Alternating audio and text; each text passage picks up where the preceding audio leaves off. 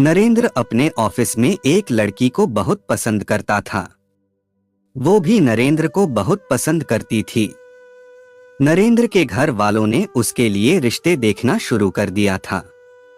इसलिए एक दिन अच्छा मौका देखकर नरेंद्र ने उस लड़की को शादी के लिए प्रपोज कर दिया। शादी का नाम सुनकर लड़की ने सीधा इनकार कर दिया। इस पर नरेंद्र को बहुत गुस्सा आया और गुस्से में आकर घर वालों की पसंद की लड़की से शादी करने के लिए हामी भर दी। घर वालों ने नरेंद्र से कहा भी कि वो एक बार चलकर लड़की को देख ले, पर नरेंद्र ने कहा, आपकी पसंद ही मेरी पसंद है, आप लोग बस जल्द से जल्द शादी कर दीजिए। घर वालों ने नरेंद्र की बात मान ली और उसकी शादी करा दी। पूरी शादी में दुल्हन का मुंह घूंघट से ढका हुआ था, इसलिए नरेंद्र दुल्हन का चेहरा नहीं देख पाया। नरेंद्र की पत्नी शोभा विदाई के बाद उसके कमरे में घूंघट डालकर रात भर नरेंद्र के आने का इंतजार करती रही, पर नरेंद्र उस रात कमरे में नहीं आया। नरेंद्र ने शोभा से शादी बस उस ऑफिस वाली लड़की को जलन महसूस कराने के इरादे से की थी। बाकी उसे शोभा से कोई फर्क नहीं पड़ता था। वो सारी रात अपने दोस्तों के साथ घूमता रहा और सुबह होते ही लौट आया। शोभा उसके इंतजार में बैठे हुए ही सो गई थी। कमरे में नरेंद्र के कदमों की आहट से उसकी नींद टूटी तो वो फिर नई दुल्हन की तरह घूंघट डालकर बैठ गई। नरेंद्र ने उसकी तरफ देखा और कहा, देखो तुम मुझसे कोई उम्मीद मत रखना, और ये उम्मीद तो बिल्कुल नहीं रखना कि मैं तुम्हारे चेहरे से घूंघट उठाऊंगा।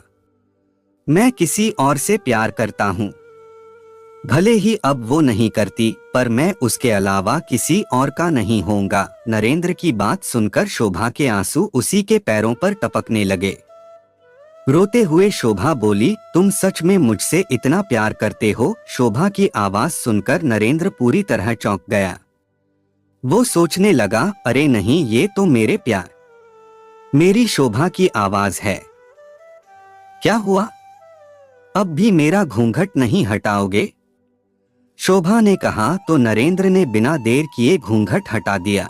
आह, तुम दुल्हन के रूप में कितनी सुंदर लग रही हो, मेरी शोभा, मेरी पत्नी शोभा। नरेंद्र खुशी से बावला हुआ जा रहा था कि ये वही लड़की है जिसको मैं हमेशा से अपनी पत्नी बनाना चाहता था। फिर नरेंद्र ने पूछा कि ये सब हुआ कैसे? तो शोभा ने बताया कि एक दिन नरेंद्र की मां ने उनकी बातें सुन ली थी और वो समझ गई थी कि नरेंद्र उसे पसंद करता है। फिर उन्होंने नरेंद्र के फोन से नंबर लेकर शोभा को फोन किया और सारी बातें की।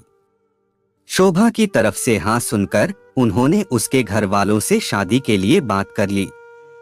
शोभा उसे सरप्राइज देना चाहती थी, इसलिए शादी के लिए मना किया, लेकिन नरेंद्र इतना अकड़ू था कि शादी से पहले एक बार भी मिलने को राजी नहीं हुआ और सरप्राइज इतना लंबा खिंच गया। नरेंद्र को अपनी बेवकूफी पर बहुत हंसी आई और दोनों ने अपने नए रिश्ते की शुरुआत की। आपका समय निकलकर हमारे साथ था, इसके लिए आपका धन्यवाद। अगली बार फिर से मिलते हैं नए और रोचक वीडियो के साथ। चैनल को सब्सक्राइब करना न भूलें। धन्यवाद और शुभकामनाएं।